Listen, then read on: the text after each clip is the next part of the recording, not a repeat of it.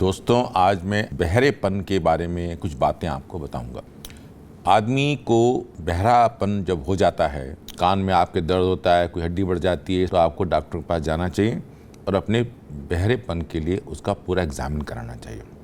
अब मैं पहले ये बताऊं कि एक आदमी सुनता कैसे है, बच्चा सुनता कैसे है। आपके कान जो बने हैं उनका शेप ऐसा होता है कि वो जो बोलने की जो तरंगें आती हैं उनको रोक के कान के अंदर डालने की कोशिश करते हैं।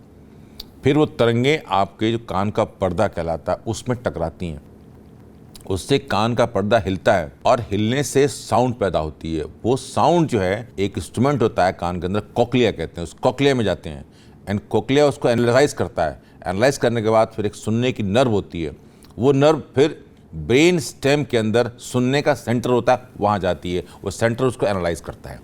तो ये प्रक्रिया होती है सुनने की। अब इस प्रक्रिया में कहीं भी कोई डिफेक्ट हो जाए तो आदमी बहरा हो जाएगा।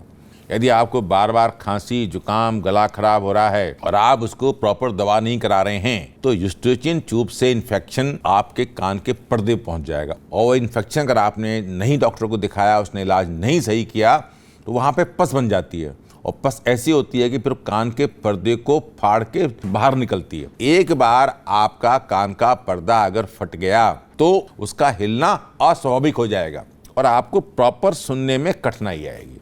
दूसरा होता है कि अगर किसी कारण से इन्फेक्शन जो है ब्लड के थ्रू या यूस्ट्रेचियन ट्यूब के थ्रू कोक्लियर में पहुंच जाए तो फिर आदमी जहां उसकी तरंगें एनालाइज होती हैं फिर तरंगें एनालाइज नहीं हो पाएंगी। यानी मेम्ब्रेन सही है, तरंगें आ रही हैं, पर्दा हिल रहा है, लेकिन कोक्लिया जो मशीन अंदर पड़ी हुई है कान के अंदर वो खराब हो गई तो उन तरंगों को एनालाइज नहीं कर पाएंगे, तो आपको फिर सुनाई नहीं पड़ेगा या बहुत ऊंची आवाज में सुन पाएंगे।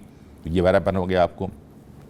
थर्ड थिंग होता है कि जो कनेक्शन कोक्लिया से लेकर के ब्रेन के स्टेम में अंदर सुनने का सेंटर होता है वो नस अगर किसी कारण से इन्फेक्शन से खत्म हो जाए या डायबिटीज़ में न्यूरोपैथी होती है उसमें ख़राब हो जाए या और बहुत से इंसेफ्लाइटिस होती है, वायरल इन्फेक्शन होते हैं ब्रेन के, उसमें वो ख़राब हो जाए तो वो मैसेज आपकी ट्रांसमिट नहीं करेगा ब्रेन के स्टेम के सुनने के सेंटर को। और थर्ड पॉइंट होता है कि किसी कारण से ब्रेन का सेंटर ही खराब हो जाए, आपका वहाँ ब्लीडिंग हो जाए, हाइपरटेंशन में ब्लीडिंग हो जाए, या आपको हाई ब्लड प्रेशर है या आपको ऐसे खून की बीमारी है या खून पतला होकर अपने आप नसें फट जाती हैं। किसी कारण से अगर ब्रेन के सेंटर में, हार्ट जो सुनने का सेंटर है, अगर उसमें कोई इन्फाक्ट हो जाए, इन्फाक्ट का मतलब उसकी ब्लड सप्लाई रुक जाए, तो वो सेंटर की डेथ हो जाती है। तो आपका सिस्टम सही होने के बावजूद भी आप नहीं सुन पाएंगे। जो हम रोक सकते हैं, रोक क्या सकते हैं कि यूस्ट्रेचियन ट्यूब से लेकर के पर्दे में अंदर जो है जो पस पड़ती है उसको हम रोक सकते हैं, प्रिवेंटिव है वो।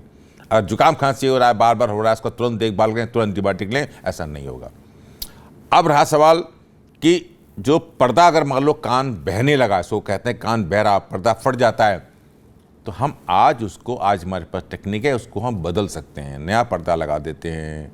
यानी बहरे बच्चे जो हैं उनका बहरापन हम दूर कर सकते हैं कोक्लिया ट्रांसप्लांट करके। ये हमारे अस्पताल में बहुत हो रहा है, निम्स अस्पताल में बहुत कुछ हो रहा है इसके बारे में। और नर्व्स में अगर किसी कारण डायबिटीज़ या किसी कारण से जो नर्व है जो जा रही है ब्रेन सेंटर तक, उसको हम लोग स्वस्थ रखें, डायबिटीज़ को वक्त चेकअप कराएं, इन्फेक्शन से बचें, इन्फेक्शन रोकने के टीके लगवाएं, बहुत ज़्यादा कोलेस्ट्रॉल नहीं लें। मैं आपको इस और बताना चाहूँगा प्रिवेंशन।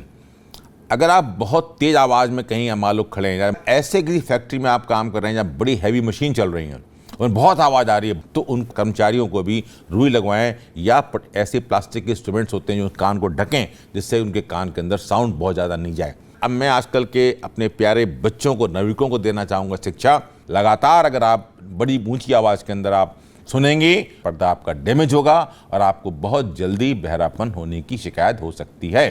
तो इन सब बातों का ध्यान रखेंगे और मैं समझता हूँ कि हम लोग बहरेपन से बच सकते हैं। धन्यवाद।